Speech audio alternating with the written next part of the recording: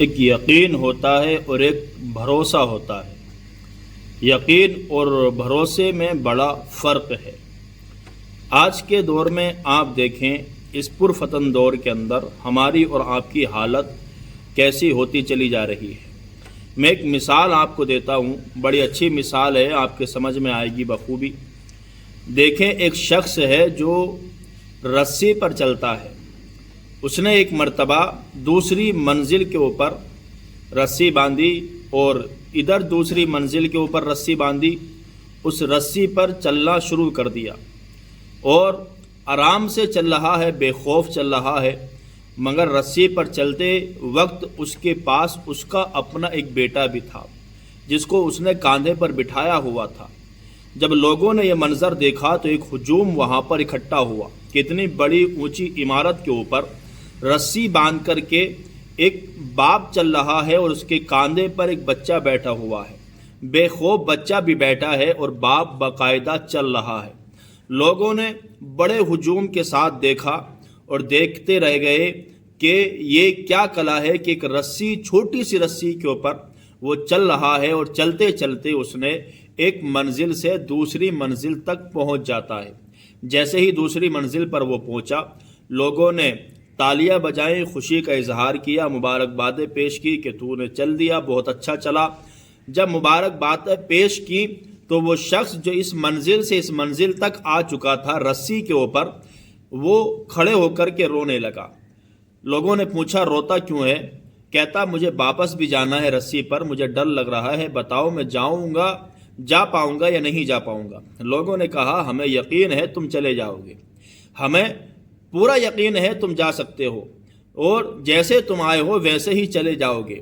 اس نے کہا نہیں، مجھے ڈر ہے، میرے پاس میرا بیٹا بھی ہے، میں کیا کروں، بڑا خوف زدہ ہوں اور ڈر اتنا لگ رہا ہے کہیں میں گر گیا تو میرا اور میرے بیٹے کا کیا ہوگا۔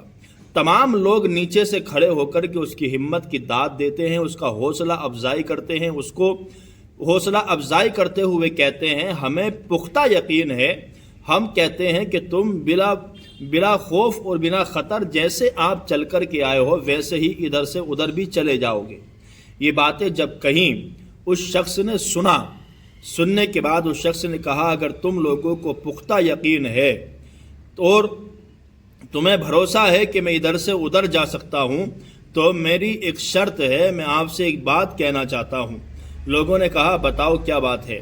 کہا تم کوئی بھی اپنا بچہ مجھے لا کر کے دیں، جب تمہیں یقین ہے اور بھروسہ ہے میں ادھر سے ادھر چلا جاؤں گا تو تمہارے بچے کو میں کاندھے پہ رکھ کر کے بٹھا کر کے میں اس رسی پہ چل کر کے اس منزل سے اس منزل تک واپس جاؤں گا۔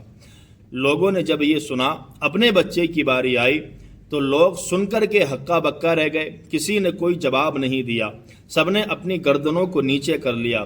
کہا کیا ہوا تمہارے یقین اور بھروسے کا؟ مطلب تم اپنا بچہ اگر مجھے دو گے تو تمہیں یقین ہے یا نہیں میں جاؤں گا یا نہیں جاؤں گا؟ لوگوں نے کہا یقین تو بہت ہے اور ہم نے دیکھا ہے تجھے چلتے ہوئے رسی پر، تو بآسانی ادھر سے ادھر پہنچ گیا، مگر بچے کو دے کر ہم اس بات کا بھروسہ نہیں رکھ سکتے اور ہم بچہ تجھے نہیں دیکھ سکتے۔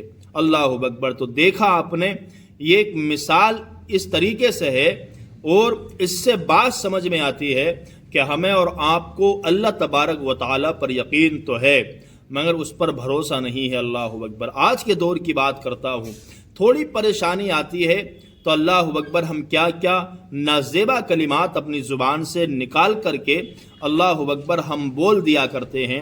اگر تھوڑی کٹھنائیاں آ جائیں تو اللہ تبارک و تعالیٰ پر یقین اور بھروسہ ہمیں رکھنا چاہیے، تو لوگ اس چیز سے بھی کتراتے ہوئے نظر آتے ہیں۔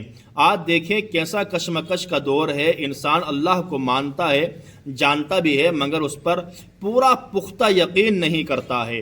آپ پہلے کے زمانے کے لوگوں کو آپ دیکھیں، خدا کی قسم ان کو اتنا پختہ یقین اور اتنا یقین ہوا کرتا کہ اللہ تبارک و تعالیٰ کا نام لے کر کے دریا کے اوپر بھی چلنا شروع کر دیتے تو دریا بھی راستہ ان کو دے دیا کرتا تھا۔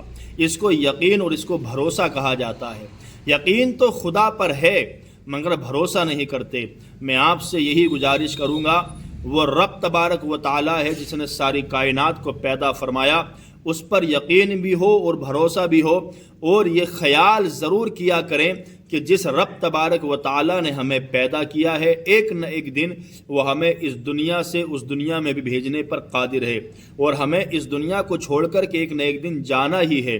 تو اس نے جو ہمارے حق میں لکھا ہے اور جو ہمارے حق کے لیے بہتر ہے وہی رب تبارک و تعالیٰ نے لکھا ہے، تو اس کی رضا میں راضی رہنا سیکھو۔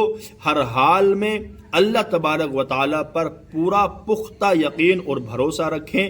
اللہ تبارک و تعالیٰ پر جب پختہ یقین اور بھروسہ ہو جائے گا تو میں کہتا ہوں انشاءاللہ ہم جیسے کل باوقار تھے، بے خوف تھے، کسی سے ڈرنے کی ہمیں ضرورت نہیں تھی، وہ آج بھی ہو سکتا ہے۔ شرط یہی ہے کہ اللہ تبارک و تعالیٰ پر پختہ یقین ہونا چاہیے۔